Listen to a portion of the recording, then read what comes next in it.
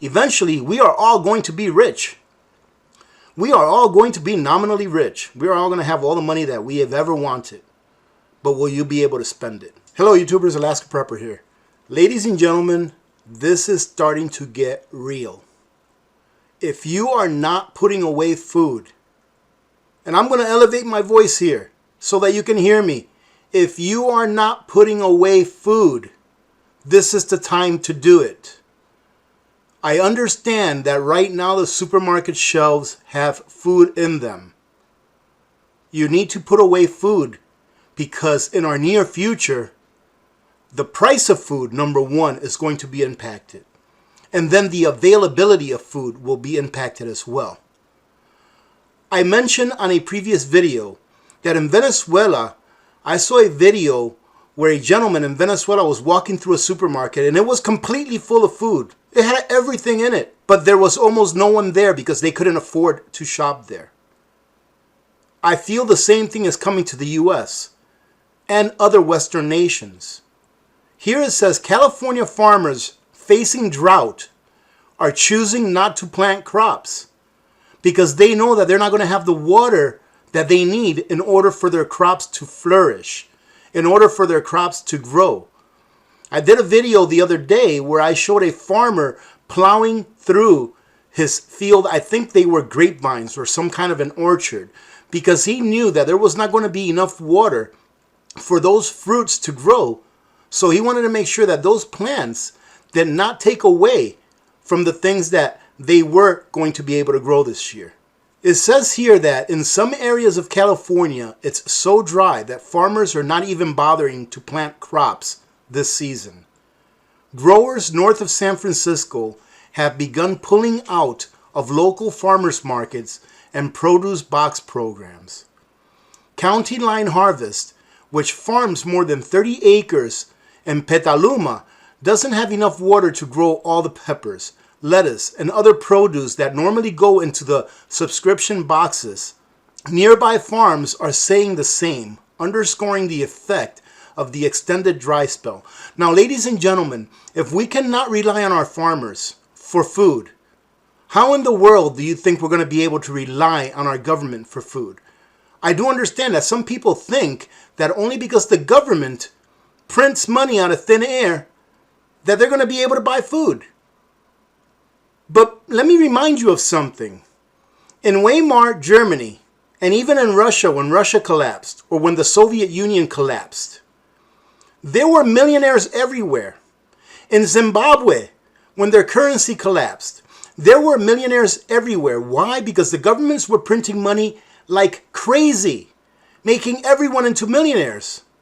But the things that they needed to live were not available because there was so much money in the system chasing around lesser and lesser goods that those goods pretty much became extinct.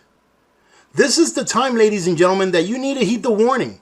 I know I keep ringing this bell. I know I keep blowing on this trumpet.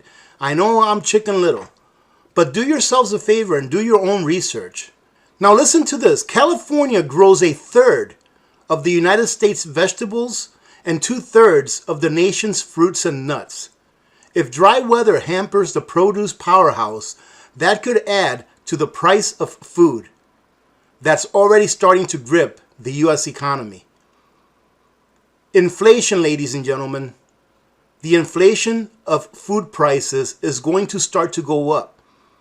Not necessarily because the government is printing so much money, but because the availability of food is going to become more scarce. Due to severe drought, for the first time in 21 years, we will not be able to grow this summer. Drew Lerner, president of World Weather Inc. in Kansas, said California missed the rainy season and won't see much moisture over the next several months. Ladies and gentlemen, can you say over the next several years instead of months? It is a cyclic weather pattern. It is a cyclic climactic pattern. Remember what happened in the 1930s with the Dust Bowl? Well, guess what? They're predicting that it's going to be worse than that. You are being told right now what to expect. And I can understand if you don't want to take my word for it. But do your own research. Please just do your own research. Look into this yourselves. and see how this is going to affect your food bill. It goes on to say here, a La Niña weather pattern in the Pacific pushed winter storms north and away from the state, leaving it with less moisture than usual. As California gets the majority of its water from winter storms, little relief is expected before October. That has left growers such as Shaoshan Farm in a bind. The business can't offer the selection of Asian vegetables and Bay Area staples it usually grows at its Bolinas location. Nearby, Green Valley Community Farm has access to only about 5% of the water it usually relies on. You understand that, ladies and gentlemen? They only have access to 5% of the water that it normally relies on. The owner said that he's looking for new land with water availability and also has a permit in the works to grow cannabis to make up for the lost income. And that's what it's turning into, ladies and gentlemen. I mean, I have nothing against cannabis. However, we need food.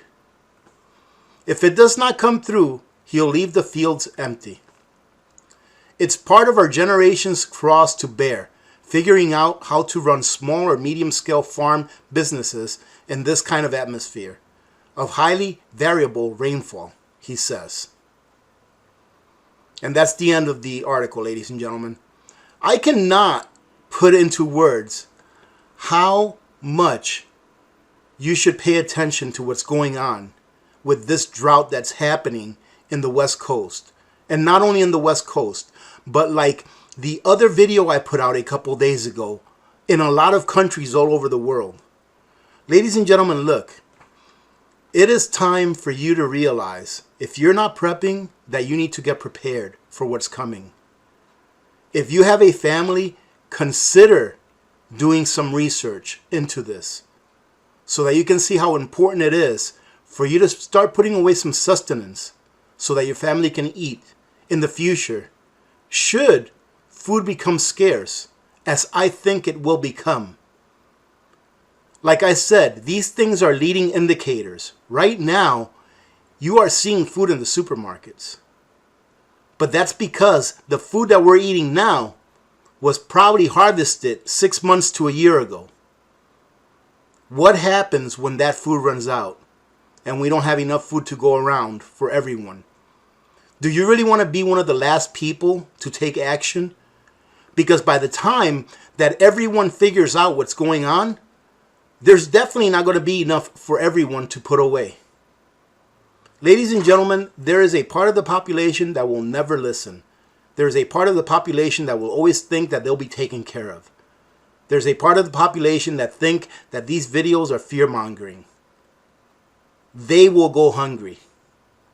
Do yourselves a favor. Listen. Don't act on the information I'm giving you, but research what I'm talking about. That way you can decide for yourselves whether it is okay for you to prep or not. Do you really want to be sitting with a whole bunch of dollar bills in the bank, ladies and gentlemen, and not be able to buy anything with them? That's what it comes down to. Do you want your family to be fed in the future in uncertain times, or do you want to be rich? Because eventually, ladies and gentlemen, with the way that the government's printing money, eventually we are all going to be rich.